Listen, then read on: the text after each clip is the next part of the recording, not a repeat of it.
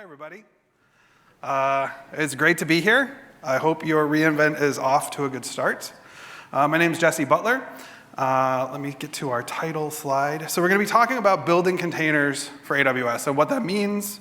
We're talking about the difference between containers and images.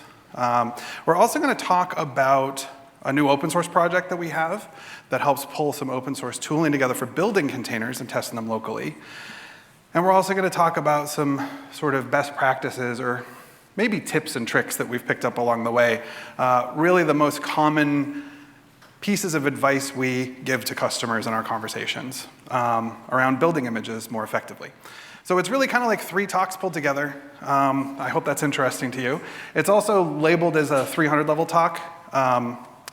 There's some details. There's also other high-level stuff. I think one person's 200 is another person's 400. So if it's not quite the right depth, my whole point here is reach out to us anytime. Both of us, Phil and I, are always happy to talk through Twitter, if you find us on Slack, or just in the hallway here. And I should say before we forget, we'll mostly be hanging out for the next couple of days at the Modern Applications and Open Source Zone, which is at the Venetian on the 3rd level. So if you see us, you can track us down there. So this is the agenda for today. So like I said, we're here to talk about building better images. And to build images, you need tools. And to kind of understand the tools and the problems you're solving with them, you need to kind of understand containers and images. So sort of working backwards, we're going to talk about containers and images. We're going to set a little context. Then we're going to talk about open source container development tooling. And then we'll get on to some thoughts about building images. So on to containers and images. And it's a containers talk. It's been about a decade since the first time I saw shipping containers in a containers talk, and we just can't seem to get away from them. AWS Container Services continues to grow, and your use of containers on AWS continues to grow. And so our services continue to evolve. We add new features.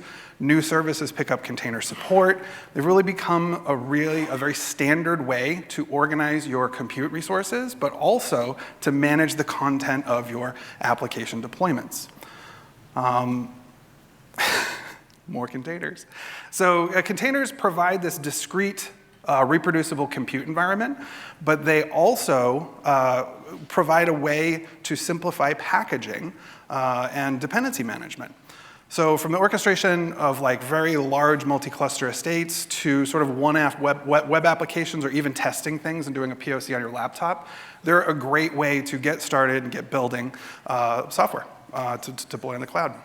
And as I said, you have integrations across a number of services and a lot of different ways to use containers. Basically, the things we're trying to solve here, right? Every container instance is based on this versioned and immutable artifact, which is what we're talking about when we're talking about container images. All the components and dependencies and all the things that you need for that environment are in that image. And that's portable. You bring it to the place where you're doing your compute through the use of a registry, right? The registry is sort of the central point, and that's where I work. I work in ECR. I am a principal technologist there, and every day I see the amount of containers that AWS customers are using to build their software and deploy their systems. Actually, fun fact, during this session, over 60 million images will be pulled from ECR just during this 1-hour session. So obviously, if you're using containers, you're not alone, and we're here to support you for the long haul. So containers are really simple to get started with. I'm sure a lot of you know this. You're sort of just, put Docker on your laptop, spin up a thing, and off to the races. It's also really easy to not foresee some of the complications that you get at scale. So as I said, millions, tens of millions of images are being pulled every hour. Some of those images are really big. Some of those images do a lot of things when they're deployed as a container. So that's some of what we're going to talk about here. And another part is just building around standards, right? Having sort of your dependencies and how these things all work together in a standard packaged format is really important.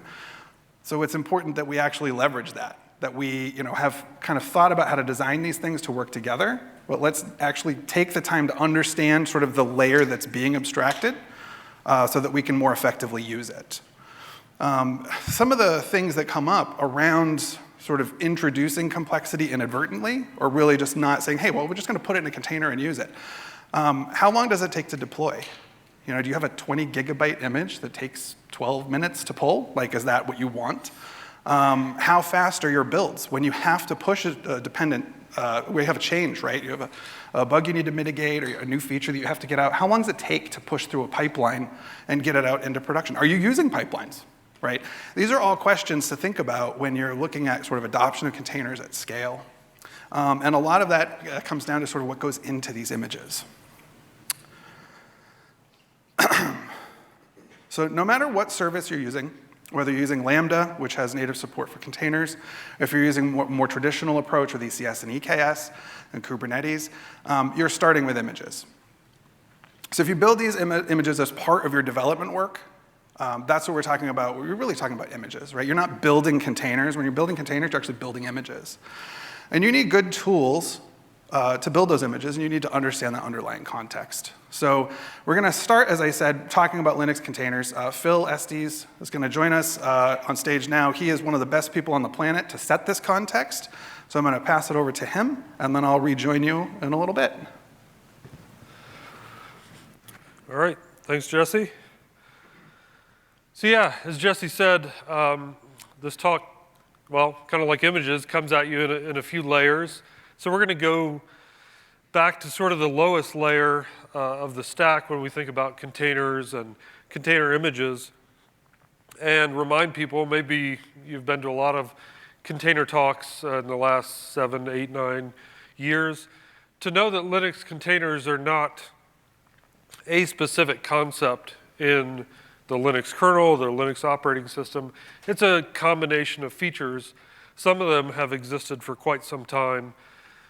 And really, every tool that's been built, even pre kind of the Docker craze that brought most of us to containers or using containers, a lot of tools have been built around these concepts. So what we really wanted to do as we brought these concepts together is make it something you could reliably depend on. And so some of those features, one of the core features is Linux namespaces.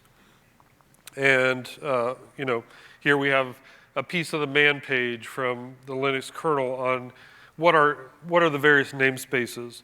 And this is a list that's actually grown in time over the last 6, 7, 8 years. Everything from the PID namespace to user namespaces to the mount namespace.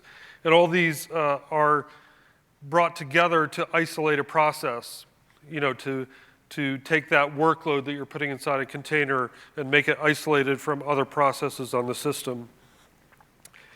When you marry the idea of namespaces together with cgroups, you can think almost of namespaces as the box you build around your process. These different isolation interfaces. Cgroups lets you sort of decide how big or small that box is.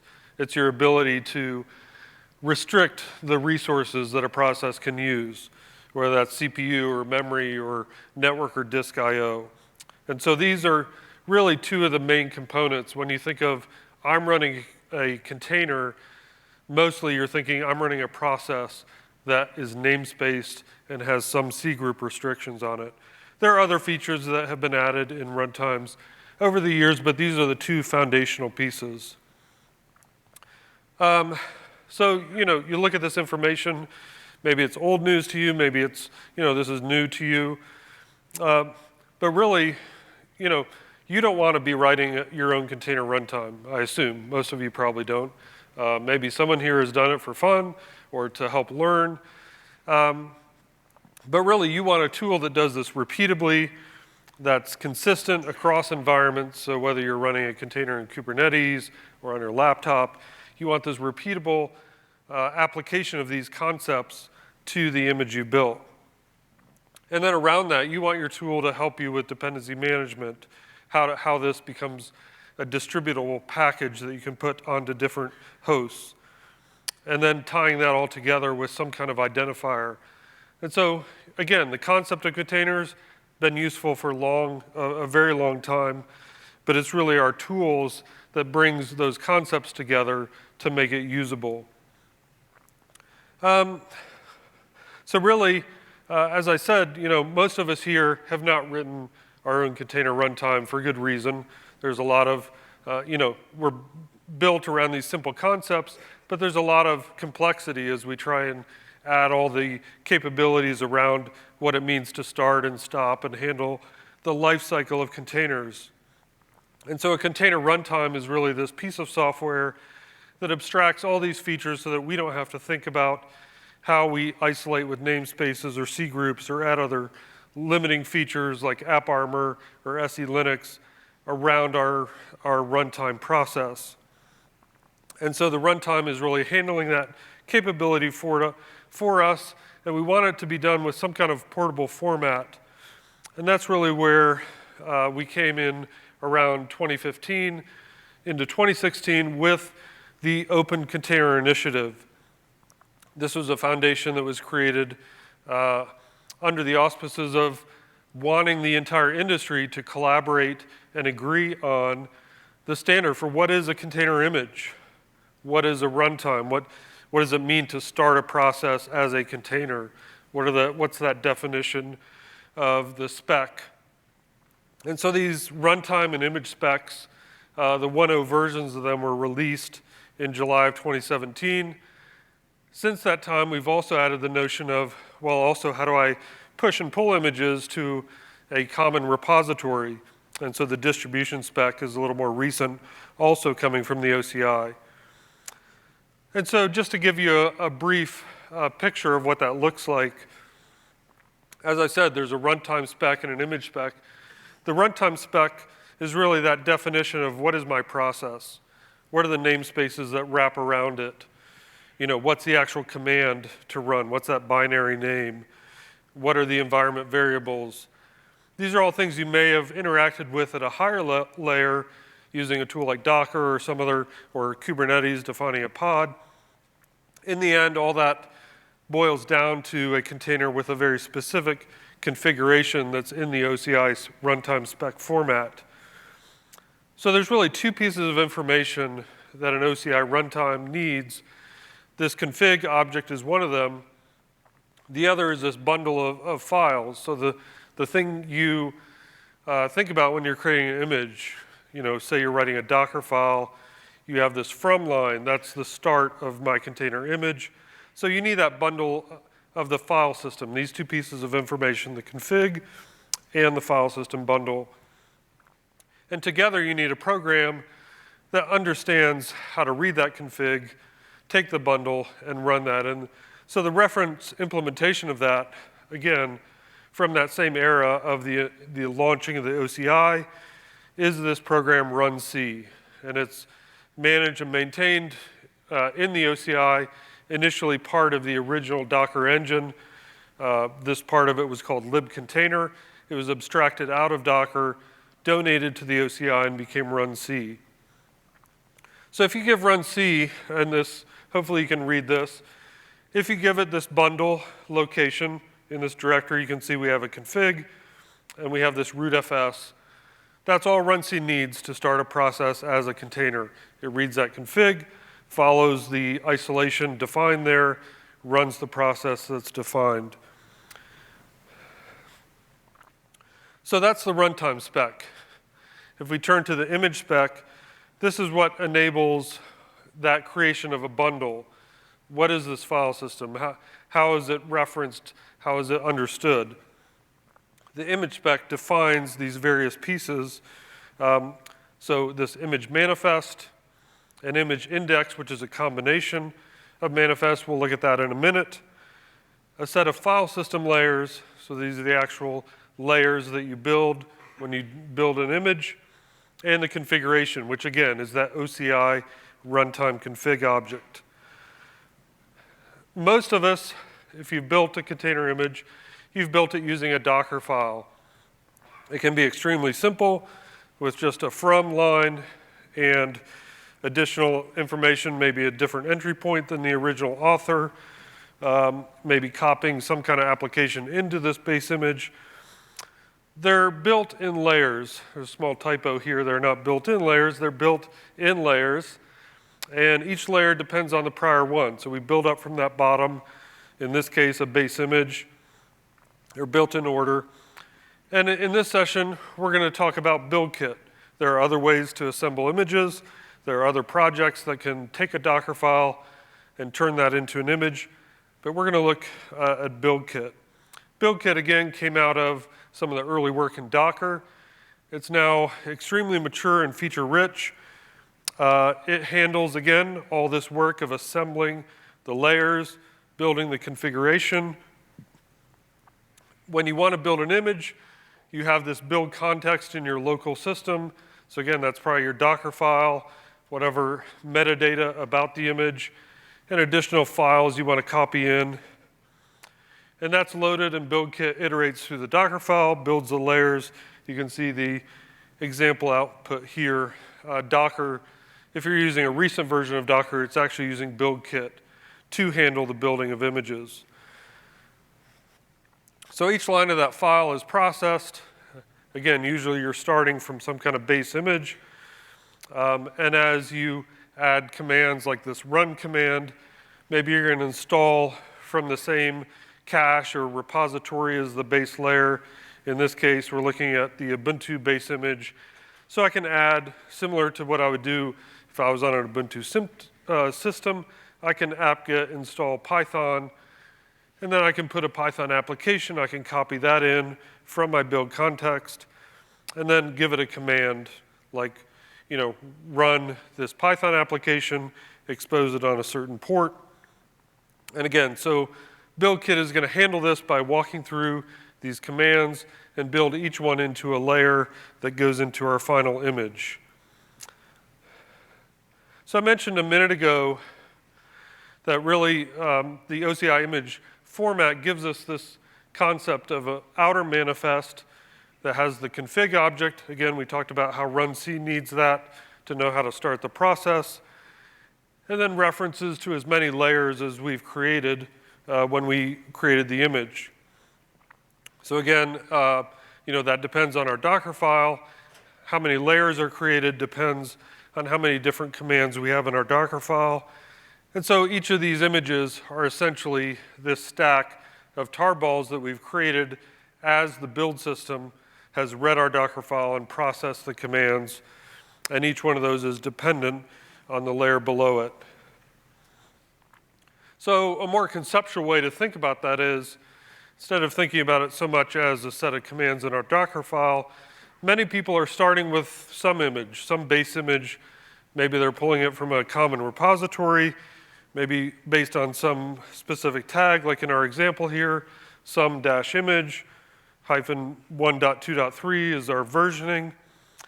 And so that's our base image. And many times, the way we build images is we update some packages, we add some packages.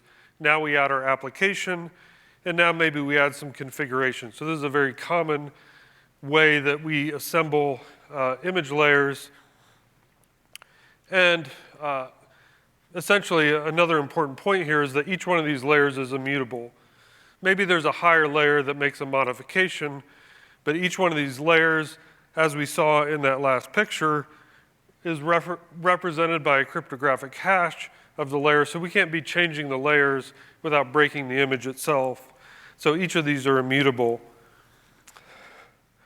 What happens when I run this image is that the container runtime adds a read-write layer on top, and at the top of that stack, this is where, if my process that's now isolated as a container is running in this file system, reads and writes, or writes on top of the changes I've already made in these layers will happen in this read-write layer on top. Multi-platform images work very similarly. All that's added is that as we create each of the platform-specific images, so in this example, we've got AMD 64, common Intel AMD image. Maybe we also have ARM 64. So we've created both these images. Each are a discrete OCI image artifact. They have their config, they have their layers. And what happens is that these are wrapped together into a combined image index, which has a platform section of the image manifest, which defines, if you're looking for ARM 64, Linux, then this is the manifest config layers, follow that tree. And so this is implemented in container runtimes by looking at the host operating system and architecture, making that decision as it pulls the image index, and then deciding which one matches the host platform. So we've talked about the OCI runtime spec, image spec.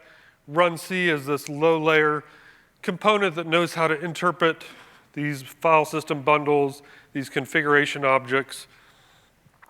We really want a sort of combined supervisor that's able to organize all of this together, something to manage multiple container lifecycles, handle image, push, pull operations with registries. Again, if you noticed in runc, all it knows how to interact with is file system bundles. And so here we've come up a layer in the stack, and now we're looking at containerd as this orchestration engine or runtime that can handle this lifecycle for our containers. So containerd has become a de facto standard in the industry. It's been donated to the CNCF, the same organization that also manages Kubernetes and many, many other projects that are used throughout the cloud-native industry. This project was also started by an engineer at Docker as this supervisor for container processes. I actually got involved in the project early on as well and became a maintainer.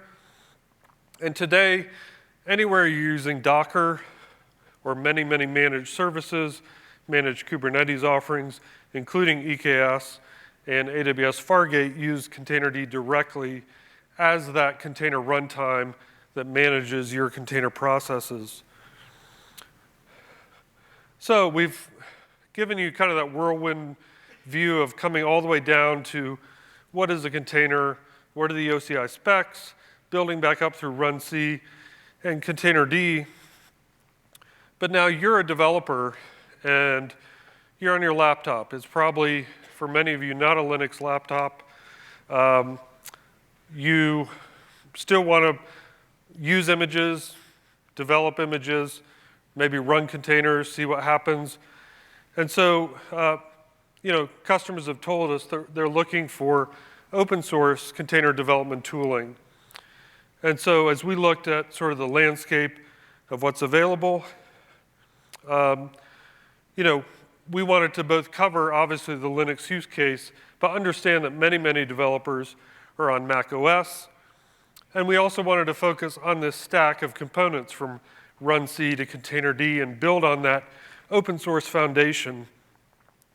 And so today we want to we introduced it last week officially, but a new open source project that combines these and makes it capable for Mac OS. So again, many developers have been using virtual machines because container development tends to focus on Linux. There are Windows containers, Windows container runtimes, but most development environments are Mac OS or Windows and tend to target Linux, and therefore VMs have been a popular way to have a Linux environment while you're sitting on your Mac OS system. So virtualization, has given us this way to do it, via EC2 or running other third-party tools. But it's nice to have that built in to a system right on your laptop. And so Docker Desktop was really the first kind of end-to-end solution that built this for your laptop.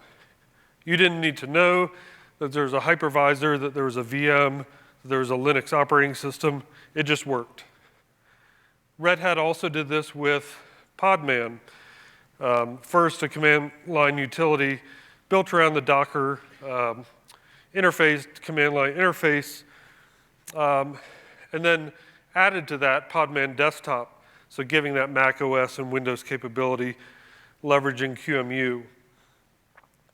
Rancher Desktop uses some of the similar components to build a Kubernetes development environment around nerdctl and Docker runtimes, leveraging Lima, which is now a CNCF sandbox project, which manages that VM for you via QEMU. Co-Lima is also Lima-based, given its name. It's a popular open source project that makes it easy to use these components, nerdctl for your command line interface, or Docker inside a Linux VM. For us, as I said just last week, we introduced Finch as a new open source client for container development. And one of the main things we wanted to do was provide a macOS native client that integrates directly with these other components. So it uses nerdctl, which is that Docker-like command line client for containerd. We give you the ability to configure the VM, but we have an opinionated configuration that manages that via Lima for you. And it focuses on this integration of providing this whole stack and the related software you need. We've been amazed at the response. Tons of interest already, and already over, I think as of today, 1,400 stars on GitHub. So that's been exciting to see. And again, the important part here is that we built on an open source foundation. So nerdctl, Lima, containerd, BuildKit. These are the primary components that we're packaging together to make this solution viable in a packaged way that's managed for you. So Finch makes it easy to adopt these as a curated and integrated solution. So obviously one question that easily comes to mind is, well, why Finch? You've mentioned these others, potential other opportunities to use other projects in this space. And of course, our easy answer is we're customer obsessed, and this is an area where tons of customer conversations have guided us to create Finch. And really, customers ask us for a simple open source solution for container tooling. There's also the chance that others may want to customize on top of this base. They may want to add their own customizations and extensions on top of Finch, and Finch provides this basis on which to do that. So we really see Finch as a distribution of components that gives you this lightweight client and the installer and packaging to do that. So again, we definitely see this as a way to collaborate. This is not just us building something new. We're collaborating across nerdctl. We see that Lima is already a popular and maturing project, and really see ourselves getting on board with that to work alongside others. The cool thing is we already invest in containerd as a project. We have a small team of engineers who collaborate upstream and directly contribute to containerd. And so we see Finch and our investment in nerdctl and Lima as simply growing this contribution to containerd to more projects. We saw nerdctl reach 1.0 this year and have stability, lots of contribution from other companies, and so we're excited to participate with that. Lima, a bit newer, started by the same engineer who started nerdctl, but again, a growing project with a lot of contribution, and we're excited to stand behind Lima as well as one of the main components that provides that virtualization layer, that management of the QEMU stack. As I mentioned earlier, Lima just joined the CNCF as a sandbox project a few months ago. And so this is also a project that we're going to be contributing to directly and helping mature. And so as we deploy Lima for you via Finch with our opinionated configuration, we'll also be making improvements to the configurability and the stability of Lima going forward. So we're excited about our investment in all these projects, collaborating where we already have been, and including new projects. And so we see ourselves stepping into nerdctl, Lima, containerd, and build kit, and all of its dependencies as we get started. So I'm going to turn it back over to Jesse to get into just a brief overview of what it's like to work with Finch. Thank you, Phil. I almost fell. Yeah, we're really excited about this project. So I'm just going to walk through some screenshots. So some of the commands here take a while. So this isn't trickery. This is just basically like, this is what it looks like. You can go try it because, we don't have to sit and watch an image build. But I'm going to go through some of sort of the use cases that you might jump right into. First is installing it. So Finch is at 0.1 version. So it's an MVP. But it's actually remarkably stable because it's built on top of these other existing projects. Even Lima itself is, I think, at .13 or .14, but it's really solid. We all use it every day. So we are planning to add homebrew support. Actually, I saw a community member has already created brew support, which is pretty cool. But right now, there's a package installer. So you can go to GitHub and just download it, double-click it, and off you go. So there is a minimum macOS version based on the virtualization feature that we use. So it's 10.15 and better. So I run Ventura, and it runs fine. Both Intel and Apple Silicon are supported. And so getting started, so the client itself is macOS native, as Phil said. Windows is something that we have on the roadmap. We realize that Windows is wildly popular as well for developer environments. We had to start somewhere. And so I guess just really most of our teams use macOS, and we're like, well, we have to kick the tires and eat our own dog food. So that's kind of what made that decision. So as Finch runs natively, it integrates directly with NerdCuddle. So this horrible picture shows you that. So basically, you're using Finch in macOS, you're typing commands, and they just connect right through to NerdCuddle. So this is so we're not going to reinvent the wheel here. We're not going to kind of come up and create a new project where something already exists. This was the way for us to extend. So over time, what we think is we're going to look at new features that are interesting specifically for Finch and implement those there. And anything that is fitting for NerdCuddle, anything that project would like to have, especially bug fixes, will go upstream. And so we're hoping actually as the community builds around Finch, we're actually helping to create more community involvement in NerdCuddle and containerd as well. The cool thing about this too is that NerdCuddle, like Podman, just accepted the Docker commands and options as sort of the de facto standard. So your muscle memory will still work if you've been using containers for a while. You're familiar with those commands. But if you're new, all of the blogs and tweets and things that you'll see in tutorials and YouTube videos from 3 years ago are still useful to you. Same commands, same options. And as we extend, we won't look to change that functionality because NerdCuddle is actually 1.0.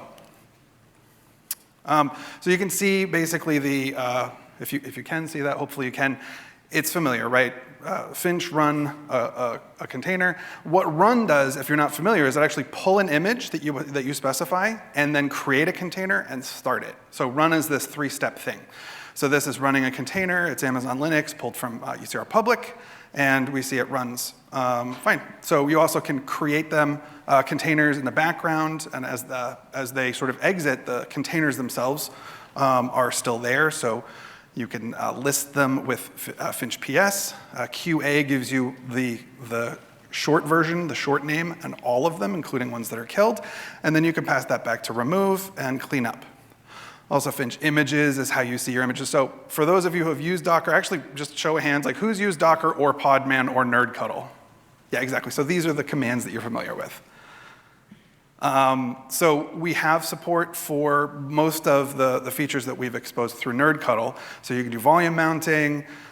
You can run containers in the background with the D, so the daemon option. You can do port mapping. So basically, as you're building your containers with this simple tool, you can test them as well. Also, Compose is supported, right? So if you use Compose, a lot of ECS developers use Compose for local testing. Kubernetes, we see a lot more use of like kind, but Compose is great for ECS work or just even for Kubernetes. But anytime you're working with a couple of containers and you want to actually test them together. So that is supported. We also have this -- platform option that we pick up from NerdCuddle, which allows you to very simply run and build across architectures. So Finch supports ARM64 and AMD64 architectures right now. And so if you're on an M1, which I am in this screenshot, I have an M1, you can use the -- platform AMD64 and pull and run an image across architecture. So we use user space emulation for that. So this is a very solid feature that's in QEMU that Lima exposes for us. So we expose it to you through that NerdCuddle option. So this is a really good way to test across architectures, but also to build. So you can, your Dockerfile builds can actually use the -- platform as well. So one of the things that we would like to do is right here at the bottom, we plan to add multi-architecture image builds a little bit more seamlessly. So one of the things that maybe you would have like a -- multi-architecture or something. So just kind of making that simpler for you.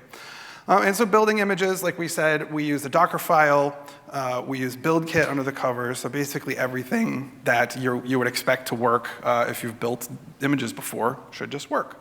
One of the things we don't have support yet for is the custom syntaxes for BuildKit. So we're going to do some work there and make sure that that works, and probably come up with a couple of front ends for use with Finch.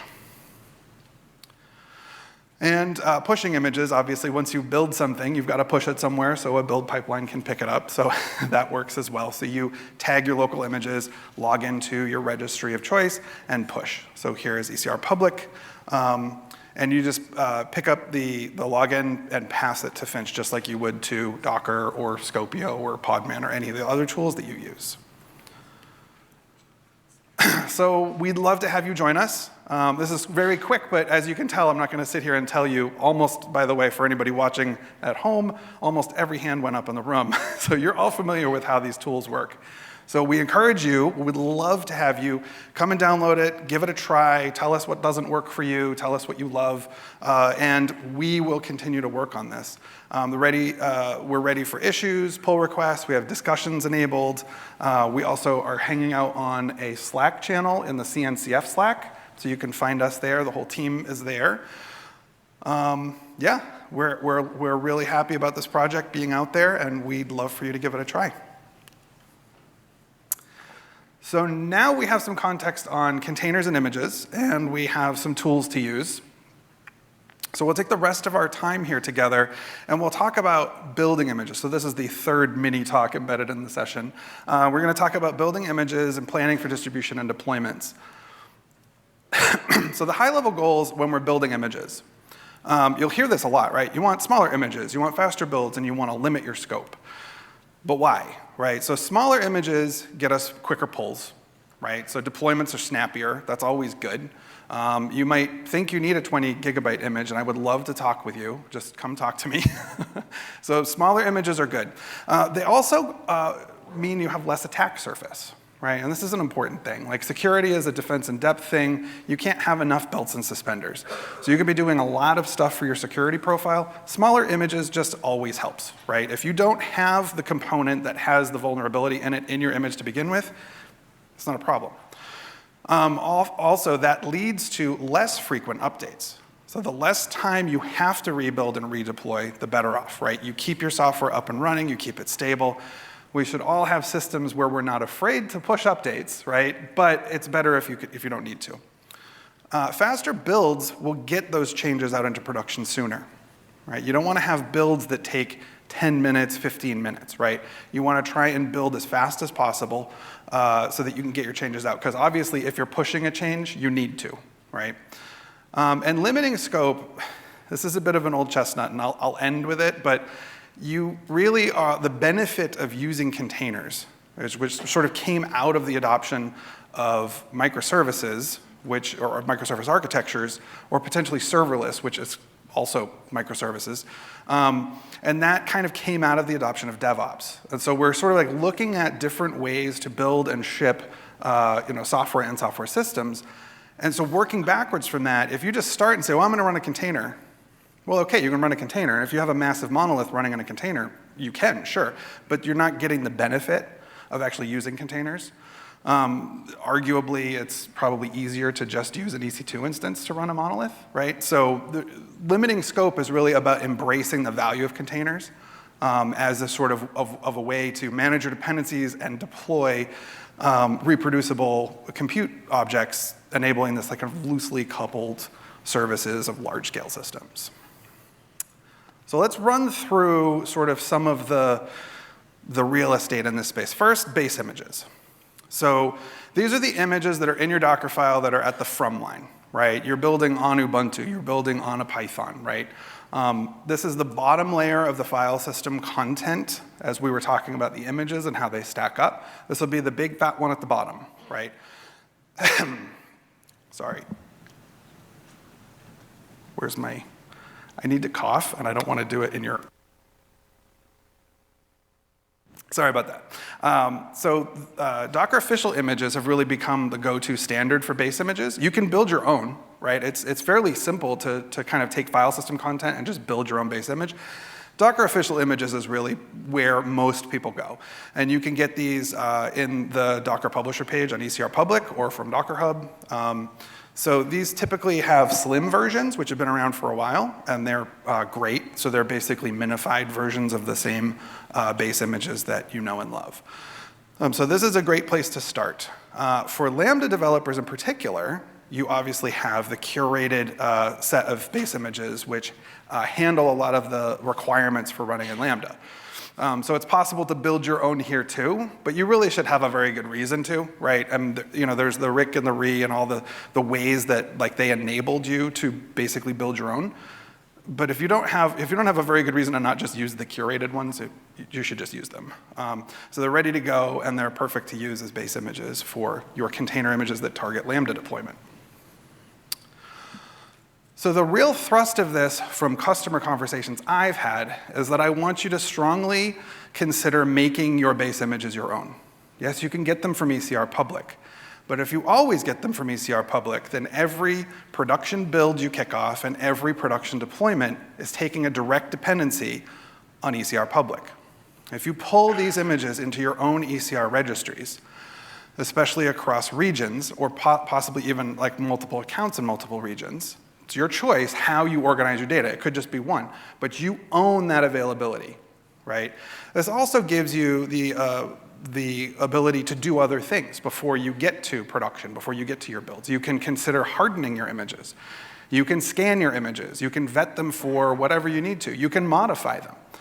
We're working on, as we've talked about before, we're working on image signing with various open source standards. You'll be able to sign your image. So even if you're not modifying it, even if you're pulling a public image right into a Kubernetes cluster for use, I would encourage you strongly to pull that into your own registry instance for availability and so that you can take ownership of it.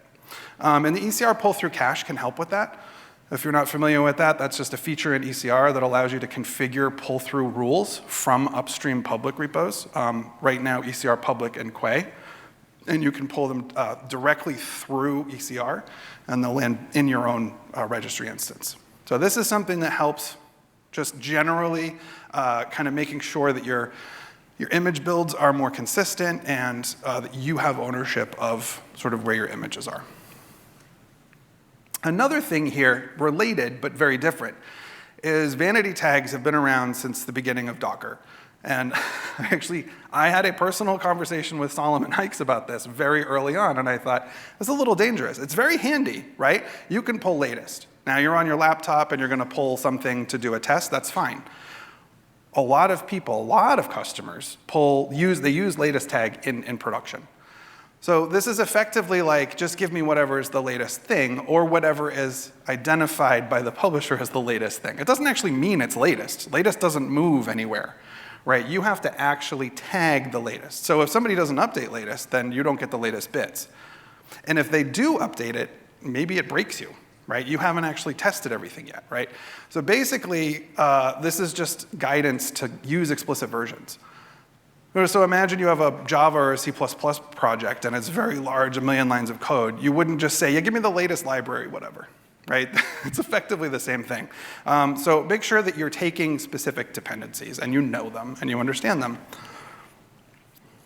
Multistage builds, this is interesting. So This has been around for a while, right? So you have BuildKit actually supports the idea of building in stages and potentially leaving behind content you don't need in previous stages and bringing only the artifacts you need through into a final stage. This has been around for so long that I don't even bring it up with people, but there are customers that weren't really aware of it. And so I'm putting it in here because it's really useful. So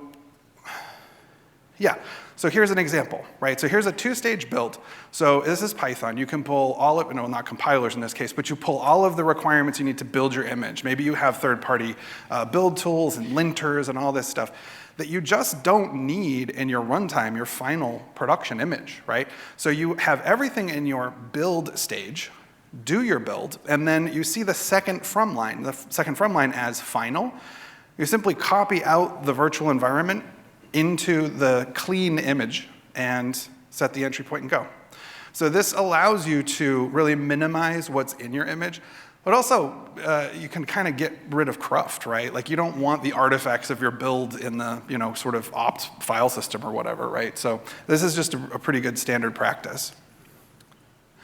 And it's really cool if you're working with a programming language that can build static binaries, because you can create some very, very small images. So I use Go a lot, and so I do a static build, and I always use Multistage, where I just put the binary from my build image into a final image, which is from scratch. So scratch is kind of it's like a little magic number in the stack. So there's always a scratch image. That's what base images are built from. So in this case, I have an empty base image, and I just put my statically linked binary in there. So my web services are like 2, 3, 5 megabytes. Very small images, very fast pulls. And obviously, not a lot of dependencies to check for bug fixes and CVEs and stuff. One of the things you get for free in a build kit system is that the multi-stages will build in parallel if build kit determines there are no dependencies between them. So you're actually better off using multi-stages even if you don't have to clean up, right? Even if you're just building like 3 things. If they're not dependent on each other, like you're not linking against the one you built before, just do 3 stages and they'll all build at the same time. So you see, this is a very rough example, but it's very obvious. You have a sleep 8 and you have a sleep 4. This doesn't take 12 seconds to build, it takes about 8 seconds to build. So that's just kind of free speed up on your builds. Moving into sort of layers. So we want smaller layers, but also less layers, right? It's true that we can pull layers in parallel, but not pulling layers that aren't there is even faster. So basically, less layers is good. And one of the things that we see that often with is combining package operations. So you see here, we have the sort of install and clean and remove the cache. Now, what those and-ands are, that's just from Unix shell, right? That means do this and this and this in one exec. So you can put it in one Dockerfile instruction, and I'm sure a lot of people have seen this before, but you can do it with a lot of things, right? Like if you have to touch an incrementer file and then initialize something and then run a script, put those in ands too, right? Because you're touching a file and then running a script that might have output, now you're building more layers you don't need. So basically anything that you can combine into a single instruction will result in a single layer, less layers, less mass, less things to move over the wire. On to building faster. So the build cache in BuildKit and Docker Engine before, so this works locally. Gray here, there is no cache, right? This is a brand new image that we're building. So BuildKit manages this local cache. On the first build, it might take a while, right? And you all have seen this before, right? When you build images, the next and subsequent builds are faster. And it's because it saves them, and if they're not changed, then we'll actually just use that cache layer. Cache layers are invalidated if the instruction on a new build would induce a change. So what this means is that you want to do the things which are causing less change. Wait, I said that backwards. You want to do the things that change a lot toward the end of your Docker file. So instead of this, where we're copying source in and then running an install of a package, we want to flip those around. So installing the package will be a quick check, and it probably won't change very frequently. Copying your file in every time it's updated with new source changes will happen every time. So flip those around and you'll save installing that package over and over again. Here's a couple of just tips on Docker files that come up a lot with customers, like using entry point versus command. The takeaway is if you don't have a reason to use command, just use entry point. Most of us are building images as part of a larger software system, and we want those images to do a specific thing, like it's a microservice or it's something that's running part of a RESTful API, right? So an entry point is effectively going to be the thing that always runs. And if you give, to say, for example, Docker or Finch, you give it an argument, it will be appended to that. If you use command, the command will be overwritten from the CLI. So in other words, if you say, Finch run echo hi, and your command is binsh, that container will just do echo hi. If your entry point is binsh and you say echo hi, it'll actually invoke the shell and pass echo hi as arguments. So there, it would say hi in both cases. Obviously, if it's running a web server, that's a very different thing. If you're running Gunicorn, how do you say that? Gunicorn, thank you. If you're running Gunicorn, I've never said that out loud. I've been using it for like 5 years. If you use Gunicorn and you run it, and obviously then you pass it echo hi, you're not going to run that web server at all, right? So unless you have a very good reason for like an interactive sort of override of what that container is doing, just use entry point. Similarly, the formats in the Docker file matter. So this is basically whether or not you use quotes, right? If you're using quotes in the brackets, this is a different thing than if you just give bare text. That's a shell format. So this is a similar thing. Effectively, if you don't have a reason to use shell format, just always use exec. So what happens with shell format is it's always going to run through a shell, which means the environment is going to be interpolated and validated every time you run. Whereas with exec, it just passes through the execution, right? So it's going to be probably quicker and probably safer. There are use cases for shell, but you'll know what they are and you'll use it. If you don't have a use case, probably just use exec. This is kind of a big one. So the secrets have been in BuildKit for a while. I want to say maybe about 1.5 years or longer, as an experimental feature at least. Do not pass secrets to container builds with the build arg. They are embedded in the resulting image. So it's a build arg, it's just an environment variable, right? It's embedded in the resulting image. Do not pass secrets with build arg. Definitely do not put secrets in a file that you add and then remove later, because the way the images work, remember they're immutable. So when you actually have a layer here that puts a secret in and then a layer here that removes it, you don't see it in the resulting image at the top, but it's still in this image. And the removal is done through something we call a whiteout. It's still in the layer. Definitely do not put your secrets into your file, then remove them. You can tell why I'm taking time to say this. I know people that have done this, and I have helped those customers stop doing that. So instead, use BuildKit secrets. That's the easiest thing to do. So you can see here in this example, if you've not used this before, in your Docker file, you can refer to, by ID, a secret. And in your build command, you can pass that secret. Right? It's that easy. And in BuildKit, what it does is it creates a tempfs, and it's a special type of mount. So it's effectively still passing the file in, but it does not end up in your image layers. And in fact, once that build context is ripped down, it's gone, right? So that's the way to go. Please use build secrets or a system, right? I mean, you can use Vault or things like that. And then finally, sort of at the end of this, I know this is a bit of a big brain dump. Hopefully this is useful stuff. I mean, one of the things at a conference like this is I want you to go back to your desk on Monday and be like, I have some things to do. So hopefully this is useful. There are more things, right? And Phil and I are on the Twitter, and you can find us on Slack. Like I said, ping us. Like, we're always happy to talk about this stuff. If there's any really special, weird thing that's been bothering your builds, happy to talk about it and learn with you. But the last thing I will say is that I will hearken back to the ghost of Doug McElroy, my spirit animal, one of the original Unix teams. He's the guy who came up with the Unix philosophy. And one of those things is software should do one thing and do it well. And it should expect to work with other pieces of software. He's the father of the pipe. If you ever use a pipe in your shells, thank you, Doug McElroy. So that really holds true for containers, right? We're talking about embracing microservices and small pieces of software that are loosely coupled together to build complex systems, right? I just talked with somebody today, and the customer in this case is a platform team, and they were mostly just looking for my sympathy, and I have it. It's working with people that have 20, 30, 40 gigabyte container images. What? No, don't do that, please. Just don't. I mean, wow, that pops a lot. Sorry about that. I mean, there's sometimes reasons to do that, right? Machine learning or whatever. I don't know. EBS is a thing, right? Let's use Lustre. Like, we can look at different ways to do that. Building large, complex monoliths into a container, it's arguably more complicated than just using EC2, right? So think about that if you have people that you're supporting or working with in teams, and they're like, yeah, it's 19 gigabytes. What's the problem? There's probably a problem. So embrace, refactor, and minimize.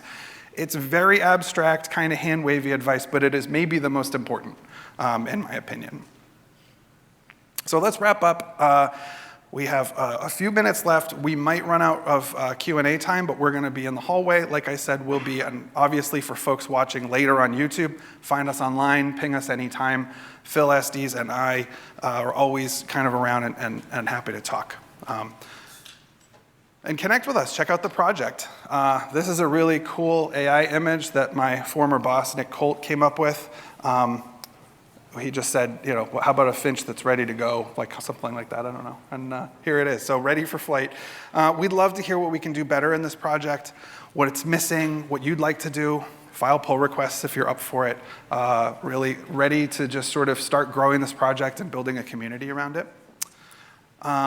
And a more refined public roadmap is in the works. So if you're used to the AWS Container Services roadmap, where we post our public roadmap, we will have something like that for this project.